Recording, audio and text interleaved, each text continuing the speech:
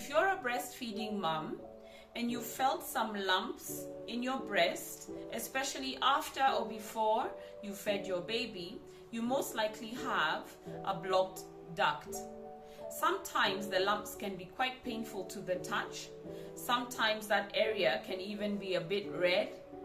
But it's very important to make sure that you unblock that lump so that you don't end up getting engorged or eventually even getting mastitis, which is a bacterial infection, and that requires treatment by a doctor using antibiotics. So, how do we get rid of the lumps? If we were to open up your breast, you'd find all these different ducts. Now, sometimes one duct might become blocked because there's still quite a lot of milk not being removed frequently. And also it depends on the position that you use to breastfeed your baby. Because if you're constantly breastfeeding your baby and latching them on in an angle that's asymmetrical latch, as we call it, chances are the milk is being removed from this top side and this bottom side. So you might get lumps here at this side at the top and also at the bottom. So one way to do that is just to change the positioning frequently and often.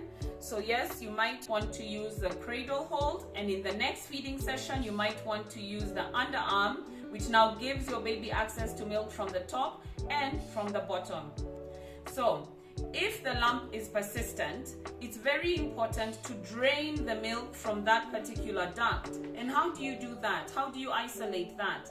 So as you're feeding or as you're pumping, make sure that you're also massaging that particular duct, and you start from the front.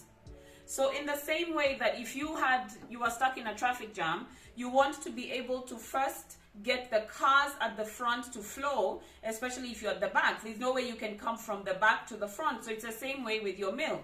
So what you have to make sure that you do is, once you feel where the lump is, so for instance, in my model here, the lump is here.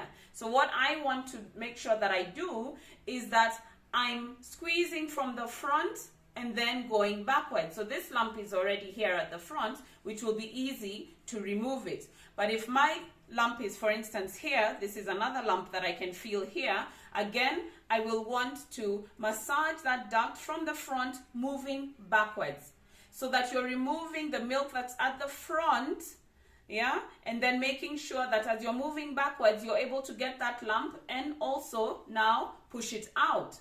Another way to do that, to remove a lump, is by dangle feeding. So lean forward, put your baby down here. This is not something we normally advocate for as a normal and consistent feeding position, because then you'll always get aches in your back. But in this case, it would help because the gravity is also going to help with the pulling action as you're also pushing out the lump. Baby is feeding, pulling, gravity is helping, and that way you're able to release the lump. So always make sure if you feel any lumps, feed through them, massage if you need to, use a warm compress. You can do hand expression, which is also a really good way of doing it, but start from the front, move back and release that lump so that it doesn't lead to something like mastitis.